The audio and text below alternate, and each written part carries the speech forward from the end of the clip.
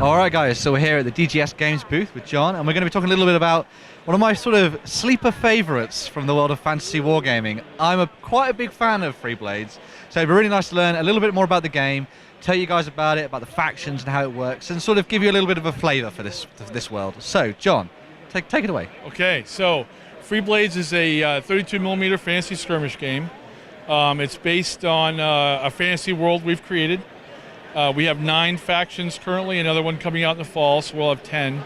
And basically players play one of the factions against another player. So the basic mode's 2-player, but you can play it multiplayer, and we're working on a cooperative version where you can play like the players of the free band and another player plays the NPCs, the monsters, rather.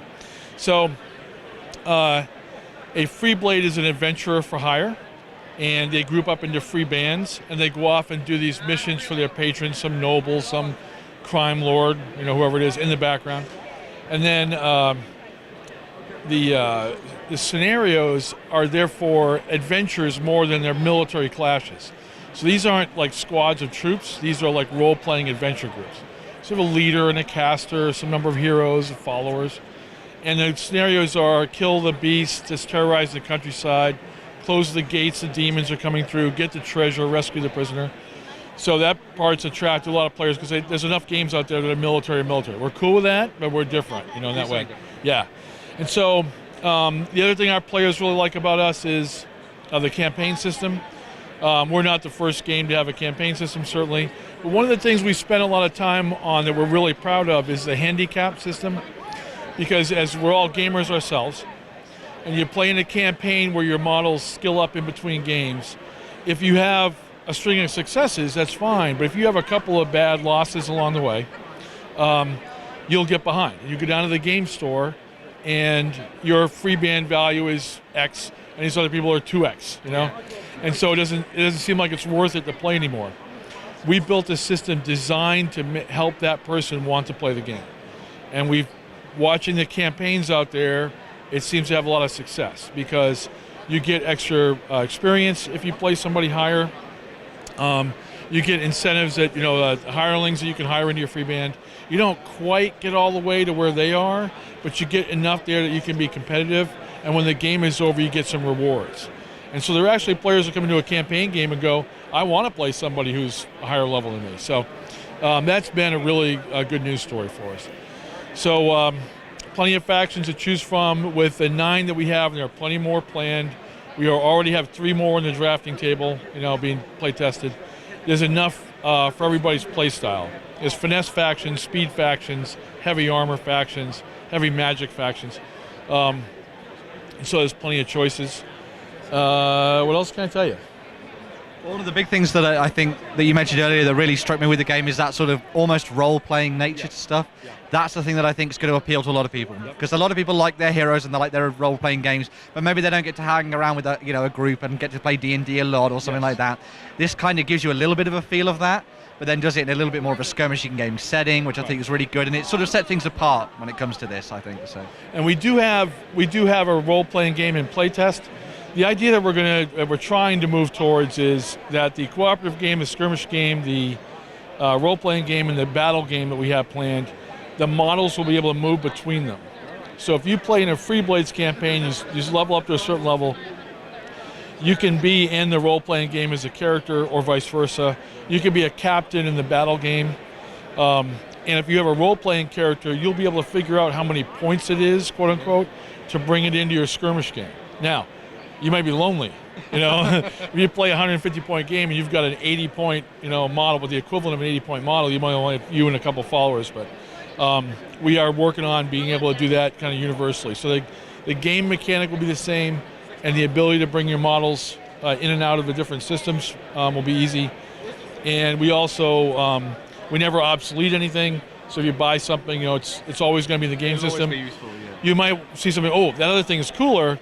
But the thing you first bought will still be good. You can always bring it out and say, hey, I want to use that guy, and it'll always be in there. And so what's some of the newest models? Because I know you've got some of the swordsmen and stuff that you've been playing around with quite recently. Talk about those. So the Failer swordsman, you see in the case, there's 3 of them. There's only one model comes in the package, but you get 3 shields. Yeah. And he is available as an ally for 3 different factions. Well, 4 because the bandits are 2 factions. So he's in the Falcarans, the Herodellans, and both bandit factions. And the way you designate which one he's in by what shield you put on, and then your package comes with 2 more. You can use his bits for other models. You can put them on bases, because a lot of our fans are modelers. Yeah. And every time we give them little bits, they're happy. It's all good. Bits boxes are always great. And then the newest model, the Gen Con release, is the Bard. Yes. And she brings a brand new way of playing the game in a system of skill called Perform. Yeah. So it's not quite magic, and we kind of had a hard time deciding. Some game systems, a bard is a spellcaster of a certain type. In other games, they actually are playing their music. We're the second kind. There are enough games out there where they're spellcasters. We decided to give a third way. You get the fighting, fighting and shooting, casting spells. Now we have another big thing you can do that supports your side and does things for you. And the model comes with the ability to make it into 2 different versions, which is really 4, a hat, a helmet, a hat with a hat, a head with a hat, a head without a hat. It's been a long day. Head without a hat, a lute, and a lyre. And whatever instrument you put in her hands, you can put the other one on her back or on the base or give to another model. And so you can make that model a number of different ways. And her rules are online already for free. She's brand new here at Gen Con, and we'll be shipping them out when we get home on Monday. Those are the newest. The Eclipse, our all-female rebellion.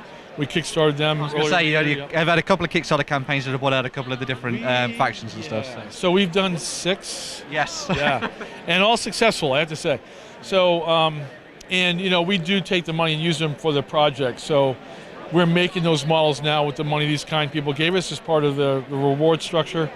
Those just happen to be the first 3 that we got back and got painted, studio painted. We have almost all of them back, and the stretch for that Kickstarter moved so fast and went through all of our planned Eclipse models. So in the middle of the Kickstarter, we went to our players and said, do you want more Eclipse models? Or there's this other idea we would do for stretches. And they said, that's plenty of Eclipse, it's more you need to play with. We'd like to see you do the Shadow Demons. And so the last... You saw the leader for that, I think, just came out, on Facebook, yeah. What's really interesting about that is there was a comment on the Beasts of War thing about the weapon. Yes. And the intent was to give the modeler a place to play. Okay. And we've heard both sides. Half the players are saying, it's just a flat piece of metal. It's not going to be metal, it's going to be resin, but I mean, it represents a flat piece of metal. And the idea was that you could carve runes into it, you could shape it differently, you could scarf it up like it was battle-worn, and then let the modeler decide. But when you look at it, if you just, it's kind of boring, So we're going to take it back to get some more feedback from the players. We have a little bit of time. Do we want to do something with it or just leave it? And we're getting all kinds of answers back. So that's the great thing about social media. You get a lot of feedback and stuff. And your fans are, pretty hot for your game and stuff. Intense. So I think it's trending towards just leave it alone.